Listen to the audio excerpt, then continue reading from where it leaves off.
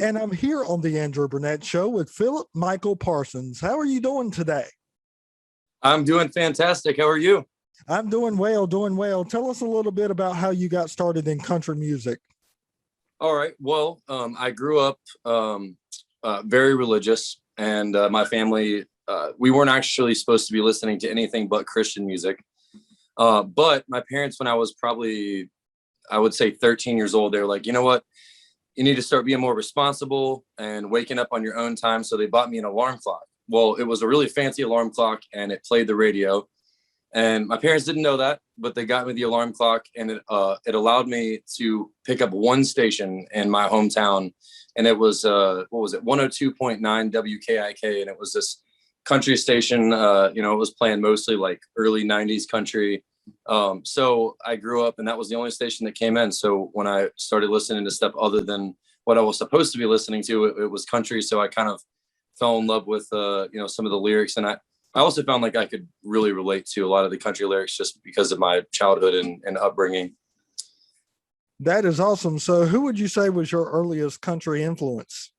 I would say, I think the first person that I actually, the first person that I actually like really remember becoming like a fan was Dierks Bentley. He's still today my favorite. He was also my first concert that I went to. So it's always been Dierks. So was it through listening to Dierks Bentley that really helped you decide that, hey, I want to get into this type of music, or what really helped push you get into country music? So Dirk's music, one of the reasons that I always kind of felt a little drawn to his music is that he's never the guy that's going to blow you away with like crazy vocal runs, but there's like this certain honesty in his voice, and it's just very real. And it kind of is very similar to the way that I would sing. I'm never going to do any crazy vocal runs. It's pretty straightforward. But I would at least hope that, there's the honesty kind of shines through. That was kind of the, initial attraction to Dierks. Country music is just the lyrics of just, I've always been a very lyrical person, and I've always appreciated a good story in music. So I've had the chance to ask different kind of country artists this question, and a lot of them have really good, powerful answers. I've always heard it said that the lyrics are the message to the song and are the most powerful part to the song. What does lyrics mean to you? Oh man, that is a great question. Well, to me, obviously being a singer, lyrics are the most important part. Lyrics, so the way that I usually like to explain it is that like you can have music, and music alone is extremely powerful, the actual instrumental part of it. And when you're speaking, you have only so many different tones that you can use to communicate what you're trying to say. But in music, you have tone, you have the lyrics, and when you add the lyrics with the melody, the lyrics are so much more powerful. So music lyrics to me are one of the most powerful ways to get across any message or any story. Of course, of course. So you have this brand new song out called Bad Girl. Tell us a little bit about it. Yeah. So Bad Girl is, people always ask me, what is your perfect idea of a woman, right? So it's not, I guess my perfect idea of a woman has always been someone that you can take home to your mom, and she can be a good girl, but behind closed doors she flips a switch and you see a side of her that nobody else gets to see. So the hook line of the song is, I've got a bad girl but a good woman. So that's the hook line. There's somebody that can kind of play both worlds. So who came across your life to make you want to write a song like this? Well, the reason I decided to cut that one is I don't know if this is necessarily anybody specific. I think that the girl that I dated most recently, we've been broken up for about a year, but the girl that I dated most recently definitely fit that mold. Awesome, awesome. So you have a song that you want to share for us, and what I'm going to do is I'm going to put the full focus on you, and I'm going to drop out of the picture and let you sing your song. All right, appreciate it. So this song is actually called We Need Tonight. And the reason I've always loved this song is because it's one of the first songs that I wrote after going through a difficult time in my music career. And I wrote this with my good friend, Darby. But it's called We Need Tonight. It's about a couple that is just barely hanging on by a thread. And they just think, you know what, maybe if we went back and relived our first date, maybe we could find that same spark, maybe go back to the first place they met. And so if they had just one more night, maybe they could make it right. So it's called We Need Tonight. Came in late again, third time this week, and then you said, oh, we don't need this anymore. Baby, we need to talk. We just fight until we walk away. 4-letter words and slam the door. Can't you see? It's you and me we're fighting for. Open up that bottle of wine that we've been saving since that time we took our first trip to Tennessee. Dropping baggage at the door for you that we've been keeping score, and spend a little time just you and me. One more chance to make it right. We need tonight.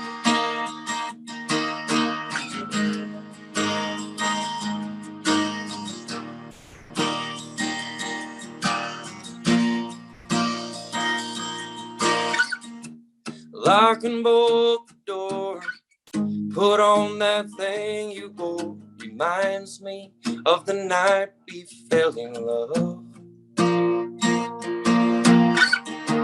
Forget how things have been.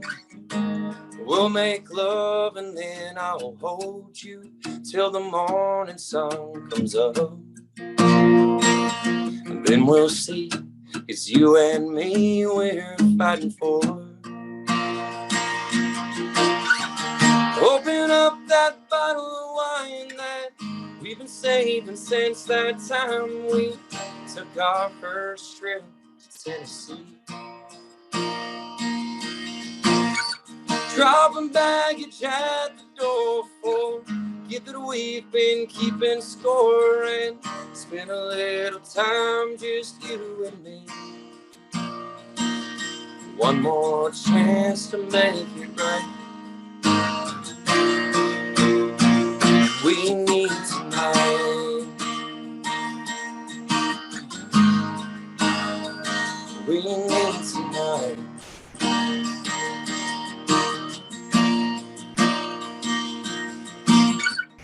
Open up that bottle of wine that we've been saving since that time we took our first trip to Tennessee.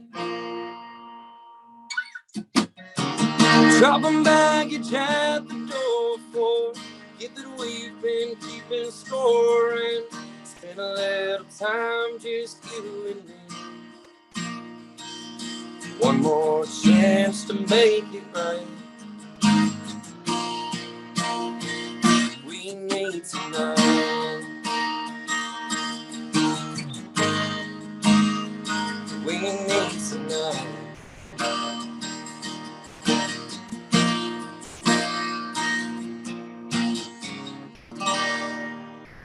We need tonight.